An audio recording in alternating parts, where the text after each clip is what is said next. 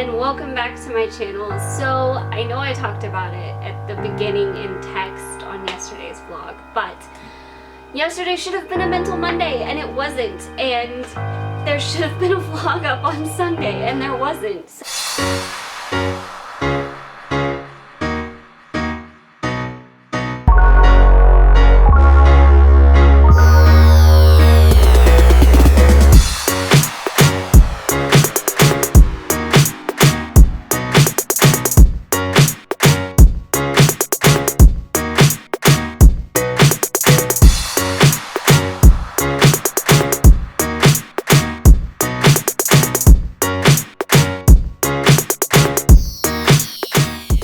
I'd kind of a little more detailed explain why we got sick.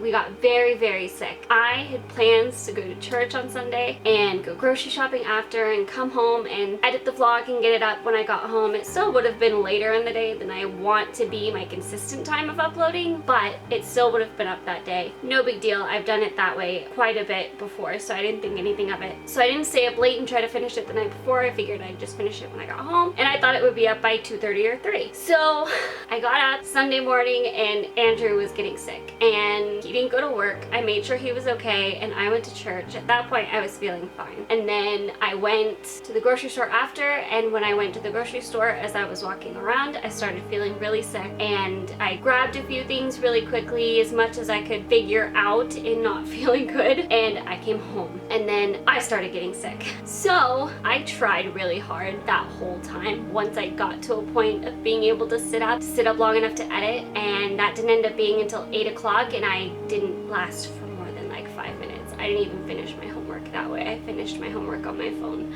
So yeah, there was no vlog, and then Monday we were kind of just recovering and I didn't even feel like being on camera still, so I just threw that up. I figured that way I wouldn't have that sitting in the queue, not having been uploaded and everything, so I just get that up and start fresh today. So here we are, and by the title of this video, you know I am going to answer your questions that you gave me for the Q&A. I had an even bigger response from this than I did my Turner Syndrome Q&A, so I'm super excited about that. That was really nice, and let's jump in. So the first question I got was from Faith Hope Love, and her first question was, what do you think has been the hardest aspect of having Turner Syndrome for you, and how did you get through it? Okay, that's kind of a deep one. I think the hardest aspect of it for me, as I've shared before, has been the infertility. I have struggled with having to take a pill every day. I think there's just this element about myself that I've always liked to be self-sufficient. So the idea of my body not working how it should in multiple ways has been frustrating in different areas. Mostly infertility has been the one I've had the most trouble with, but taking a pill every day, I have, as I've gotten older, found it more, I don't know about an insecurity, but it's definitely been frustrating to have to be dependent on this pill because my body isn't naturally doing what it should. And I know that that's kind of a small thing in the grand scheme of things, like suck it up and take it, you need it, you know you do, but that's still like, that's an element like, that sucks that my body can't do that. And then the infertility part has been the most painful, definitely has been the most painful, and the one I've had to process the most. And that kind of started early on, from like not having a cycle till I started HRT when I was 13, and kind of being on such a delayed schedule from my friends, like watching all of my friends get theirs super early and I got mine like right at the cusp of it. So it was difficult in that respect too. I just felt kind of backwards in that whole area, and not really in any other areas. I've always been short, but that's never really been that much of a struggle for me, besides, okay, can you get it for me because I can't reach it, or having pants be too long and not fit me, and stuff like that comes with being short, but that's never been as much of a frustration really. That's just been learning to deal with the short jokes. So I would say taking a pill every day has been hard, and I've kind of just had to learn to appreciate my body for what it is doing, and that even what it is able to do is fighting the odds that I was given, and being thankful for that, and being thankful for the life I do have and what I am able to do just in everyday stuff, and knowing that God had a reason for it, that God had a plan for it, and that it wasn't by accident that he made my body need that or not be able to create that, that he's writing this story that that's a part of, and being able to appreciate that. I found a lot of solace in and a lot of relief in being able to point to that in infertility, I think especially. So her next question was, can we get a brief baby/adoption update? That's a complicated one too. So to give a baby/adoption update, I also have to give a little camp/water update. So where we're at with water right now, we still don't know for sure where things are going to fall. We are still working on getting the treatment plant in. We're still working on getting things finalized for it. And until that is set and done, things are a little unsettled and unstable, and we don't know what the future holds still. So counting on anything with camp going any specific way is difficult. That not only affects like me and Andrew's comfortability with adopting a newborn under that circumstance, but that's also like with just how the circumstance camp is in right now, being able to figure out the housing aspect of it is affected as well, because water takes over everything right now just so we can get that taken care of and not have that hanging over our heads anymore. But at the same time, there's a lot of housing shifts that need to happen, and that can't happen really yet. But once they can, it could be good. We could be squared away for that. We'll just have to kind of make sure of how things land first, kind of just making sure we have an actual stable environment right now to bring a baby into, and not wanting to start that process not knowing if by the time we need a house that'll pass a home study, we're gonna have one. So yeah, that's kind of where we're at with that. It's all stalled until we have a house that can pass a home study, and kind of until in the next 2 or 3 weeks we have things settled with camp, and camp is a little more stable. That is the quick and dirty. That is by no means detailed, but that is what's going on. So until those things are fleshed out a little more, or even fleshed out completely, because things are really starting to come to a head and kind of get figured out, once that settles back down to being stable and we can get housing enough to pass a home study, I think we probably will start the adoption process.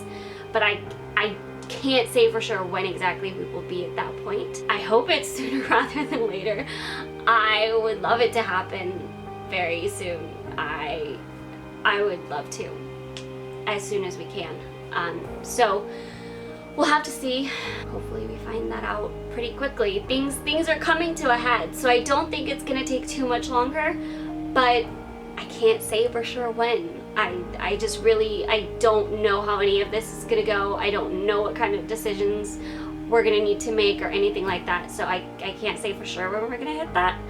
But I think hopefully things are coming enough to a head now and kind of getting back in order and getting figured out that we can make some of that happen, and it would be good, and I would be super excited, and we would be really, really happy to start the adoption process. So, and I know it'll be God's timing, it'll be the baby He has for us, and in the meantime, I'm just trying to focus on getting ready. She also said she was praying for both of us. Thank you so much. It means a lot. Honestly, all of the prayers about infertility and everything have been very much appreciated and very much felt. Can't even say enough how much we feel it and are really grateful for it. Okay, so Deanna Austin says, what was yours and Andrew's first date? Love you guys, keep posting the awesome videos. Thank you. And our first date was actually at a beach, like 10-15 minutes from camp. I want to do a whole separate video about us getting together and that whole story with him though, so that's the more detailed story will be with him. But long story short, we ended up driving in his car to a beach that's like 15 minutes from here. We would just sit and talk and watch the sunset, and it was really cool. We took pictures and it was just super fun. So it was a very chill, relaxed time, but it was really nice, and we got to talk, and yeah, it was awesome. And then our second was Applebee's. A movie and Applebee's. Not much has changed. So Diary of a Mommy says, if you have a vacation planned, what is it? Do you plan on getting more animals? And what is the hardest thing about moving away from family? Okay, so right now we don't have any vacations planned outside of Peru, which I kind of count as a vacation. I kind of don't. It's a missions trip, so we are going there to work, but at the same time, it's still traveling. I've never been to Peru. He's never been to Peru. So there will be an element of vacation-y type things. Like, we're gonna get to do some sightseeing and stuff, but we are there to work also. So outside of Peru, we don't have anything planned. We have talked a ton about going to Wizarding World of Harry Potter and Universal Studios at some point, and he, once the Star Wars land at Disneyland is finished, he wants to go back to Disneyland for that, which would be really, really awesome. I've always wanted to go to London, so I would love to plan a London vacation, but that would be a little farther down the road, probably financially, than we could do right now. Those are ones we would love to do. We don't have anything actually planned outside of Peru. Do we plan on getting any more animals? Yes. Not for a while though, probably. And it depends on our living circumstances, because what we would love to get would not be one we could have on camp. We would love to get a dog that is a bigger breed than Max. Andrew really wants a golden retriever, and I know he also really wants like a parrot, like a big bird, you guys. He really wants that. As far as I go, I don't have anything I really want right now. I have my dog, I have my cat. I'm kind of happy for now. I would love another dog, because I'm used to big breeds, so I would love another big breed to go with Max.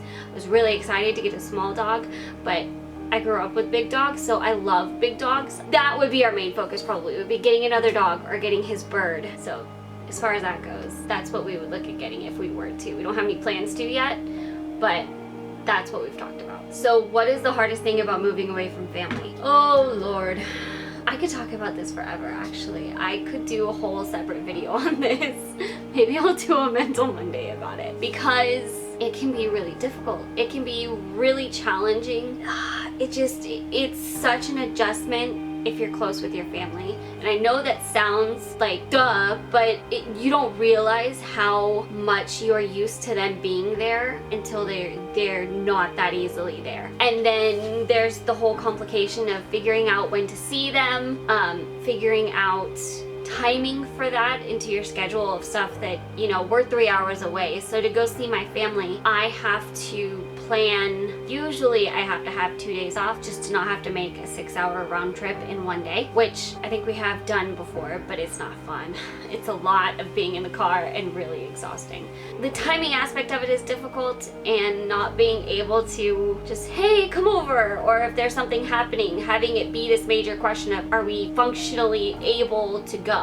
And that's difficult. So I think that's probably the part that weighs the hardest on me, is not being able to just go over and talk to my mom, not being able to go see my nephews and nieces when I want to, because I was used to them being over all the time. Yeah, not being able to just go and see them whenever I want to. It kind of just takes carving out that time, and that can be complicated with chaos in your schedule, like with the crazy busy schedule. That can be super difficult. So that's, yeah.